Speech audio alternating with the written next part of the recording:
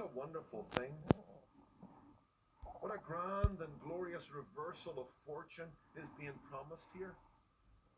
What a testimony to God's grace and abiding faithfulness. What is being described here in Isaiah 9 verses 1 and 2 are the first movements of the exile of the northern tribes of Israel. 200 years, as I've said, of apostasy. Some of the northern territories have already been captured. The Assyrian army is amassing. They will soon sweep the northern kingdoms into exile, and then several years later, Judah itself will fall also. Dark, dark days, spiritually and politically. But there's the promise here that God will not cast away his people. There is a love here that will not let them go. And that's on God. It's not on them. They're faithless, but God is faithful. Faithful to his promise. Faithful to his glory.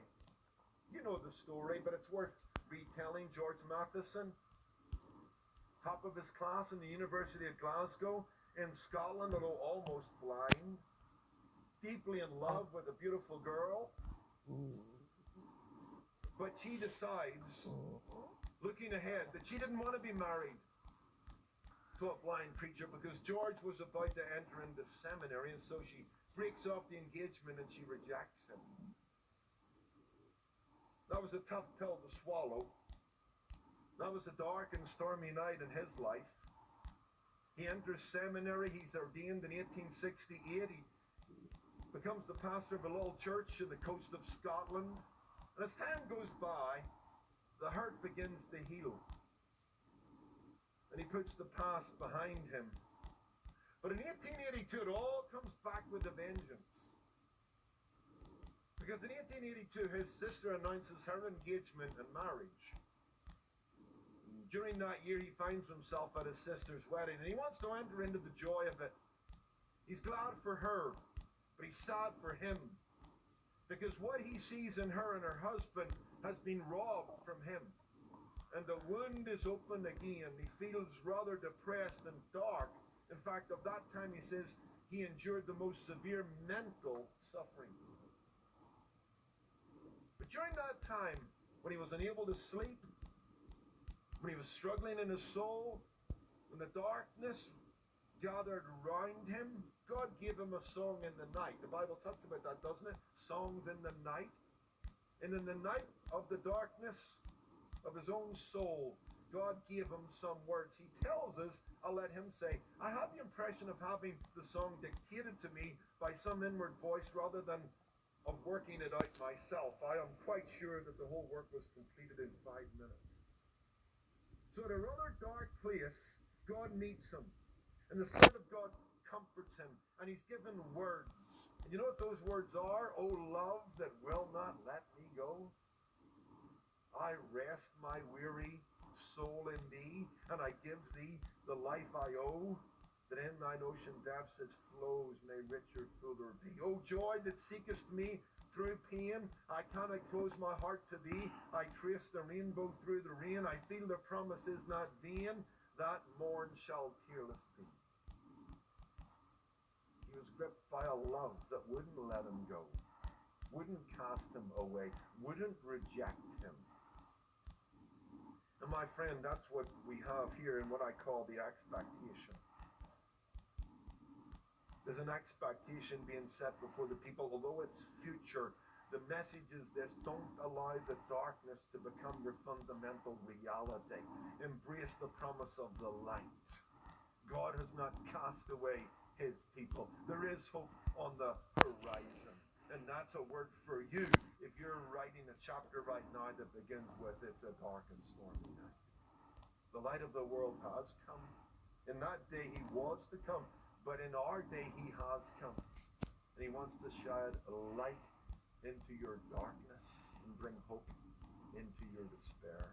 Let's move on. Not only got the expectation, we've got the exaltation.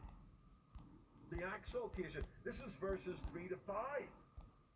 The result of the promise of the light that would be shone into the darkness produces praise. Isaiah prophetic vision, has been given a vision of the coming Christ. The child that will be born, the son that will be given, the government that he will establish, the reign that he will indeed administer. He's a wonderful counselor. He's a mighty God. He's an everlasting Father. He's a Prince of Peace. Given all of that promise, given of what the Son will do, a song breaks out. A song breaks out. Here's what we read in verses 3 to 5. You have multiplied the nation and increased its joy. They rejoice before you according to the joy of the harvest, as men rejoice when they divide the spoil. For you have broken the yoke of his burden and the staff of his shoulder, the rod of his oppressor, as in the day of Midian. For every warrior's sandal from the noisy battle, and the garments rolled in blood will be used for burning and fuel of fire. For unto us a child is born, and unto us a son is given, and the government will be upon his shoulder. As Isaiah anticipates that day, and as he sets it before the people, there's only one response: joy, rejoicing. Because gloom will be replaced by light. Sadness will be replaced by joy. Defeat will be replaced by victory when the Prince of Peace comes, when the light shines back in Zebulun and Naphtali. And so I want to look at this idea of the exaltation. In fact, you'll find 12 times in the book of Isaiah referring to joy. He wants us to know that God is the gladness giver. Psalm 144 verse 15, happy is that people whose God is the Lord. And so the hope of this new day dawning lifts their spirits.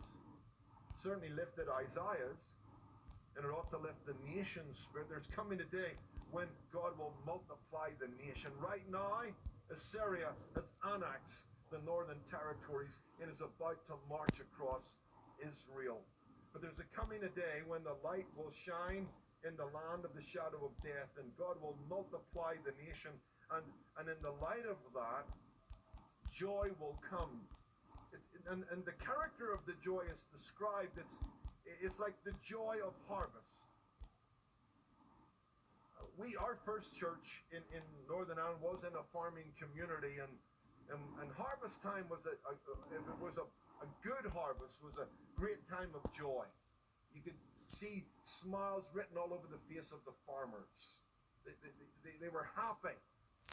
Often families would get together and parties would be had. Celebration would take place. Israel was an agrarian society. And you know what? There was very little joy that rivaled the joy of the harvest. The treading of the grapes, the bringing in of the crops. Or here's another analogy. It's according to the joy of the harvest, as men rejoice when they divide the spoil. That's the image of jubilation that comes over a military conquest. Both our parents are still alive, and they still remember the day that the Second World War came to an end in Belfast and in Glasgow, and the celebration that took place on the streets. The war had ceased. Death had given way to life, darkness to light, sadness to joy. People kissed strangers. Children were thrown up in the air in celebration and caught. There was festivity all across the cities of Europe.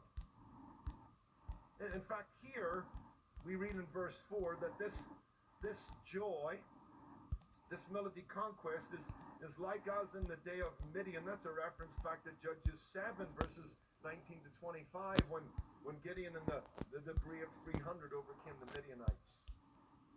When God routed tens and tens of thousands of Midianites, and the nation felt relief. Their head came out of the noose. It was a new day. So the point is this: look, this promise of the light that will dawn in the darkness, this promise of a better day ahead for the nation, when the nation will be multiplied, produces great joy. Right, now let me double back a little. There's three causes of the joy, right? it's very clear from verse 4, 5, and 6. All those verses begin with the word for. We have a purpose clause here in that sense. For you have broken